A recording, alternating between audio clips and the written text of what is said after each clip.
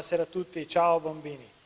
Abbiamo pensato di realizzare questo breve video per realizzare un piccolo laboratorio, un laboratorio che si può fare a casa con uno dei nostri cavalli di battaglia. Tutti i bambini che hanno effettuato un campo estivo con noi hanno a casa almeno un vulcano, però gira voce che ci siano molti bambini che ancora non ce l'hanno e non lo sanno fare, quindi è fondamentale realizzare un breve tutorial per poter realizzare un piccolo vulcano in casa. Allora, cosa ci occorre?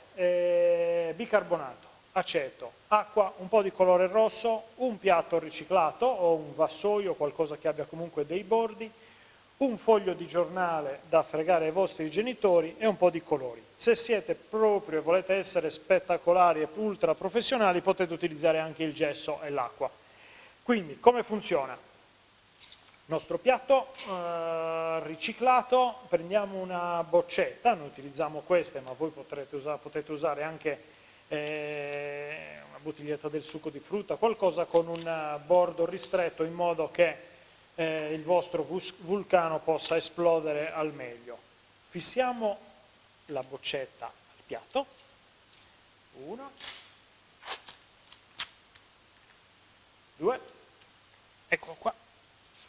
Ed è fisso, bloccato in questo modo. Prendiamo il foglio di giornale, buco al centro, col dito infiliamo il giornale, facciamo combaciare il buco col condotto e poi accartocciamo il nostro giornale, ecco qua. Vogliamo averlo un po' più fisso. Prendiamo un altro po' di scotch e blocchiamo il bordo superiore in questo modo.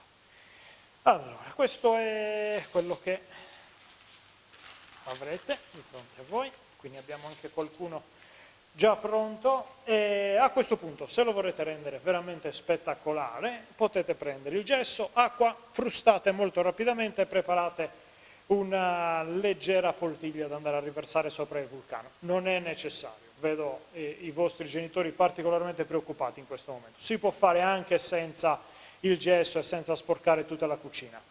Una volta che avete il vostro vulcano, lo colorate. Verde, marrone, vanno benissimo e otterrete qualcosa di simile. A questo punto potete far esplodere il vostro vulcano. Facciamolo immediatamente. Aceto e colore rosso, miscelati insieme. Andiamo a versare un po' di liquido all'interno del vulcano, non troppo, altrimenti sporcate tutto e i genitori vi mandano via di casa e non è periodo, non dovete uscire di casa. Prendiamo un po' di bicarbonato, versiamo all'interno, pum, e il nostro vulcano ha eruttato. Vi auguro buon lavoro e mi raccomando, state a casa.